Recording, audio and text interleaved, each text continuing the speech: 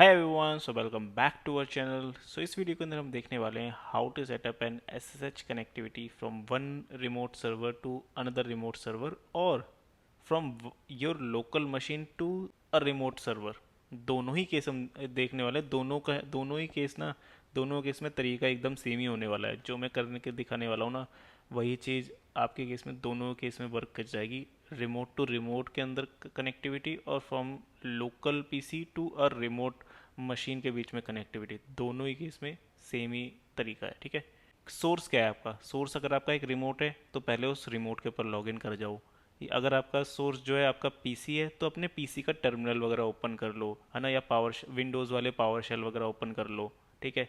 तो पहला तो केस ये है कि अपना टर्मिनल ओपन कर लो सोर्स मशीन का, है ना, जहाँ से आपको कनेक्टिविटी स्टैब्लिश करनी है, क्योंकि आपकी एक सोर्स होगा, एक डेस्टिनेशन मशीन होगी, है ना। तो सोर्स पे चले जाओ। तो मेरी सोर्स क्या है? मेरे केस में लोकल पे नहीं करने वाला, मैं एक रिमोट पे करने वाला हूँ ना। और हो सकता है आप लोकल पे करो, तो प्रोसेस स्टेप सारे के सारे सेम ही रहने वाले हैं। देखो, मैं अपनी जो है सोर्स मशीन पे हूँ। सोर्स मशीन आपकी, मैंने जैसे भी कहा, दोनों में से कोई भी हो सकती है। आपका रिमोट भी हो सकता है, आपका लोकल पीसी भी हो सकता है। ठीक है। आपको अपनी सोर्स मशीन ओपन कर ली। अब जो है दूसरा पॉइंट है आपका, एक मैं यूआरएल जो है ये पेस्ट कर दूंगा डिस्क्रिप्शन में, आप इसको ओपन करना। अब इसके अकॉर्डिंग ना, देखो तीनों ये टैब दिख रहे हैं, मैक, विंडोज़, लिनक्स, जो भी आपकी सोर्स मशीन है उसके अकॉर्डिंग ना ओपन कर लो। वैसे ना तीनों की ना कमांड ही सेम है, कोई ऐसा इशू नहीं है, कोई सा भी ओपन कर लोगे, तीनों की कमांड सेम है। ठीक है। जैसे विंडोज़ वाले में विंडोज़ की कमांड यहाँ पे मिल जाएगी, देखो आपको ये रही कमांड। लिनक्स के केस में, जैसे हमारा केस है, लिनक्स का केस है, लिनक्स है मेरी मशीन जो है सोर्स मशीन, तो मैं लिनक्स में देखूँ, देखो वहाँ पर भी कमांड जो है सेम है, कोई ऐसा डिफरेंट नहीं है। ठीक है। आपको ये कमांड जो है चलानी है अपने सोर्स मशीन पे पहले। ठीक है। ये मैं कॉपी कर लेता हूँ। और अगर आपकी ये कमांड चलाने में कुछ प्रॉब्लम आती है तो इसने ये ऑप्शन दिया हुआ है यहाँ पे कि भाई लेगेसी कुछ जिनके पुराने सिस्टम्स है ना, तो उसमें हो सकता है ये वाली कमांड वर्क ना करे। तो ये जिनके पुराने हैं ना सिस्टम, जिनमें अगर प्रॉब्लम आती है तो करना इस वाली दूसरी वाली कमांड को। अदरवाइज इस मोस्ट ऑफ द केसेस में ना ये वाली वर्क कर जाएगी आपके केस में। ठीक है। मैंने ये जो है कॉपी कर रखी है एंड इसको चलाते हैं अपनी सोर्स मशीन पर। ये जो ईमेल है ना, ईमेल ज़रूर चेंज कर लेना अपना, जो है ना, अपना करेक्ट वाला ईमेल इसके अंदर डाल देना, क्योंकि इसके अंदर ईमेल वो, ये ईमेल का जो है ना, इसलिए इसके अंदर यूज़ आता है कि ना की के लिए की में ना आइडेंटिटी लग जाती है कि इस की को कौन यूज़ करने वाला है। इसको मैंने एंटर करते हैं। ठीक है। जो अब आ रहे ना, इसमें कुछ आपको कुछ चेंज नहीं करना, इसमें सीधा आप एंटर करते जाओ, एंटर, एंटर, एंटर, एंड बस आपकी की जो है क्रिएट हो गई है। पहले आपने क्या करा है, सोर्स मशीन पे हमने की क्रिएट करी है ना। अब की क्रिएट क्या होता है, की के केस में ना यहाँ पे दो की क्रिएट होती है, एक प्राइवेट और एक पब्लिक। ये आपकी दोनों देखो, प्राइवेट पब्लिक जो है आपकी बन गई है। याद रखना कि ये जो प्राइवेट की है ना, ये कहीं पर भी आपको शेयर नहीं करनी। ये आप लॉक होता है, लॉक की चाबी है ये, है ना। तो ये वाली जो है ये आपकी प्राइवेट की है, इसको आपको बिल्कुल एकदम सेफ रखना है। इसको कहीं आपके साथ, आपको किसी के साथ शेयर नहीं करना है। अब ये जो पब्लिक की है ना, इसमें चलते हैं, क्योंकि इसका यूज़ है, इसको हमें कॉपी करके ना कहीं पे डालना होगा। और इसको देख लेते हैं। ये जिस पाथ पे बनी है ना आपकी पब्लिक की, इस पाथ पे चले जाओ, इसको कैट कर लेते हैं। ठीक है। ठीक है। ये जो पब्लिक की आई है ना, ये आपको कॉपी करनी है। ठीक है। इसको कॉपी करके रख लो। अब क्या करना है आपको, अब आप जो है अपनी सोर्स मशीन से हट जाओ। अब आपको लॉगिन करना है अपनी डेस्टिनेशन मशीन पे, है ना, क्योंकि आपकी कनेक्टिविटी ये थी ना, सोर्स से डेस्टिनेशन के बीच में कनेक्टिविटी इस्टेब्लिश करनी थी। सोर्स में आपने की बना दी, अब डेस्टिनेशन पे लॉगिन करना है आपको। ठीक है। देखो, अब मैं आ गया अपनी डेस्टिनेशन मशीन के ऊपर। ठीक है। डेस्टिनेशन मशीन में आपको क्या करना है, सबसे पहले आप जिस भी यूज़र से लॉगिन करना चाहोगे ना अपनी डेस्टिनेशन मशीन में, क्योंकि देखो क्या होता है, जब भी आप कनेक्शन स्टैब्लिश करोगे तो डेस्टिनेशन मशीन के अंदर कई सारे यूज़र्स होंगे, तो यूज़र्स के पास अपनी अपनी परमिशन होती है, स्पेसिफिक परमिशन। तो आप ये चीज़ श्योर है किसी एक पर्टिकुलर यूज़र से लॉगिन करने वाले हो। ठीक है। तो उस यूज़र की क्या करना है, आपको होम डायरेक्टरी के अंदर जाना है डेस्टिनेशन मशीन की। जैसे मैं यहाँ पे उबंटू के केस में हूँ, तो मैं उबंटू से ही लॉगिन करने वाला हूँ। ठीक है। क्योंकि एसएसएच कनेक्टिविटी में उबंटू यूज़र के अंदर लॉगिन करूँगा, तो उसके लिए मुझे इस्टेब्लिश करनी है।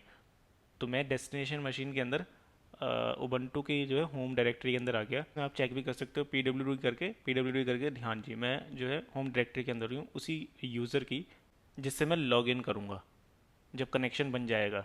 ठीक है। ये होम डायरेक्टरी में अब आपको क्या करना है, सबसे पहले एल एस करके देखना है, क्या कोई एल एस हाइफन ए करके देखना है, क्या कोई dot S H file directory बनी है। देखो यहाँ हमारे केस में बनी हुई है। और अगर नहीं बनी है आपके केस में, आपको नहीं दिखता ना -a करने के बाद आपकी डेस्टिनेशन मशीन में ये डायरेक्टरी नहीं दिखती है .sh, तो प्लीज़ इसको क्रिएट करना इस कमांड से। इसी चला दोगे ये आपकी जो है डायरेक्टरी जो है क्रिएट हो जाएगी, है ना। ये मैं चला नहीं रहा हूँ क्योंकि मेरी ऑलरेडी बनी हुई है। आपके केस में ये डायरेक्टरी चला देना तो आपकी डायरेक्टरी क्रिएट हो जाएगी। फिर आपको करना है इस वाली डायरेक्टरी जो न्यू क्रिएट हो गई है उसके अंदर जाना है, और अगर पहले से ही डायरेक्टरी है तो उसी के अंदर जाओ, ठीक है। अब इसके अंदर एक देखना है आपको ls करना है। एक चीज़ देखनी है, ये वाली फाइल जो है ना ये ऑथराइज्ड की मेरे में ऑलरेडी बनी हुई है, हो सकता है आपके केस में नहीं भी बनी हो, तो आपको क्या करना है, ये फाइल क्रिएट करनी है। और वो फाइल क्रिएट करनी है इससे टच, और ये कमांड डालनी है टच ऑथराइज्ड की। अब क्या करना है, जो आपने की कॉपी की थी ना, याद हो आपको सोर्स मशीन पे जो की बनी थी, की आप पब्लिक की जो कॉपी करी थी, उसको क्या करना है यहाँ पे ना इस कमांड के अंदर डालना है एको किया, ये डबल कॉलन लगाए, डबल कॉलन के अंदर इस की को पेस्ट किया आपने, और यहाँ पे जो है इसको पेस्ट कर देना है आपको। यहाँ आपने पेस्ट किया। अभी इसको जो है क्या करना है, ये करना है, ठीक है। एंड देन फिर ये ऑथराइज की वाली जो फाइल थी, फाइल का नेम लिखना है यहाँ पे, ठीक है। अब इससे क्या होगा, ये जो पब्लिक की है ना, इसके अंदर जो है इस वाली फाइल के अंदर ना अपेंड हो जाएगी, इसके अंदर राइट हो जाएगी न्यू लाइन के अंदर, ठीक है। ये आपने किया, ये आपने कर दिया, ठीक है। इसके बाद क्या करना है आपको, इसकी ना एक बारी परमिशन चेक कर लेनी है, ls-lrt कर देता हूँ मैं। ये आपकी परमिशन ये होनी चाहिए read write, only read write for the owner, ठीक है। और अगर आपकी कुछ डिफरेंट दिख रही है तो प्लीज़ ये वाली कमांड चला देना आप, ठीक है। तो इस कमांड से क्या होगा, आपकी ना ये वाली परमिशन सेट हो जाएगी। अब इसके अंदर एक और चीज़ आपको करनी है, वो है ये कि जो भी आपका डेस्टिनेशन रिमोट सर्वर होगा ना, जिसमें हमने अभी जो है ऑथराइज्ड की के अंदर पब्लिक की जो है ऐड की थी, उसके अंदर ना आपको क्या करना है, कनेक्टिविटी ओपन करनी है। कनेक्टिविटी कैसे ओपन करते हैं, वो करते हैं फायरवॉल रूल ओपन करके। अब क्या है देखो, मैं एक्सपेक्ट कर रहा हूँ आपकी जो रिमोट मशीन है वो AWS पर है, ठीक है। AWS के केस में क्या होता है कि AWS के केस में एक सिक्योरिटी ग्रुप होता है, आपको सिक्योरिटी ग्रुप में जाना होता है। जैसे कि अब मेरा मान लो ये वाला वो मशीन थी, मशीन के अंदर ये सिक्योरिटी ग्रुप है। अब मैं इसके सिक्योरिटी ग्रुप में जाऊँ ना, तो यहाँ पे रूल्स लगे होते हैं, तो मुझे इनबाउंड रूल के अंदर क्या करना है, पोर्ट 22 को अलाउ करना है। पोर्ट 22 अलाउ कर दिया, और क्या कर देना है, अब आपको यहाँ पे सोर्स मशीन की IP डालनी होगी, या सोर्स मशीन जिस नेटवर्क साइडर के अंदर एग्जिस्ट करता है वो उसका साइडर डालोगे। लेट सपोज मैं यहाँ पे अपनी लोकल पीसी की IP डाल देता हूँ, जैसे कि लोकल पीसी अगर मैं यहाँ पे करूँ माई IP, तो अब क्या होगा, मेरा जो लोकल पीसी है वो इस वाले EC2 से कनेक्ट कर सकता है। और अगर मैं इसको हटा दूँ और एक कि मैं अपने रिमोट मशीन की IP लगा दूँ, जहाँ से मैंने की जनरेट की थी, है ना, जो आपको याद हो सोर्स मशीन से की जनरेट, उसकी IP मैं यहाँ पे लगा दूँ, तो फिर क्या होगा, मेरा सोर्स वाला जो है डेस्टिनेशन वाले से कनेक्ट कर पाएगा। तो ये पोर्ट ओपनिंग विच मीन्स कि फायरवॉल रूल ओपनिंग भी बहुत इंपॉर्टेंट चीज़ है। अगर आपने फायरवॉल नहीं ओपन करे, आपकी कनेक्टिविटी नहीं इस्टेब्लिश होगी। तो आपको दोनों चीज़ बहुत ज़रूरी करनी है। ये एक तो यही अपने की वाला सेटअप करना है, और दूसरी चीज़ है अपने फायरवॉल रूल ओपन करने हैं। ये मैंने केस बताया AWS के केस में। अगर आपका कोई दूसरा क्लाउड है, GCP है या एजियर है, वहाँ पर भी ये सिक्योरिटी ग्रुप जैसी चीज़ कुछ ना कुछ मिलेगी, सिक्योरिटी रूल्स जो उसके अंदर आप कन्फिगर करोगे, फायरवॉल रूल ओपन करोगे, तो वो चीज़ आपको वहाँ करनी है अगर आपकी मशीन जो है दूसरे डिफरेंट क्लाउड पर है। SSH कनेक्टिविटी इस्टेब्लिश कर दी है दोनों के बीच में। अब बस हमें क्या करना है, हमें ना इनके बीच में बस टेस्ट करना, ठीक है। देखो मैं अभी अपनी सोर्स मशीन के ऊपर हूँ, सोर्स मशीन का होस्ट नेम ये है देखो, ठीक है। और अब मैं क्या है डेस्टिनेशन मशीन के ऊपर कनेक्ट करूँगा, और डेस्टिनेशन मशीन का IP था ये, और डेस्टिनेशन मशीन पे जिस यूज़र से लॉगिन करूँगा वो उबंटू होगा मेरा, ठीक है। ये आपको याद हो मैंने उबंटू के अंदर ही, उबंटू यूज़र के अंदर ही सब कुछ सेटअप किया था कि वगैरह ऐड करना, है ना।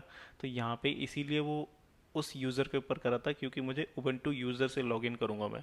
अगर आपको कोई दूसरा यूज़र है तो आपको उस दूसरे यूज़र की होम डायरेक्टरी के अंदर वो सारा कुछ सेटअप करना होगा, ठीक है। को क्लिक कर देते हैं, और ये देखो इसने कनेक्ट कर दिया। अब ज़रा मैं होस्ट नेम और आपको चेक करा देता हूँ, होस्ट नेम किसका क्या आ रहा है। देखो ये आ रहा है लास्ट में 155.89 IP, और हमारी सोर्स वाली का ये थी 24.104, ठीक है।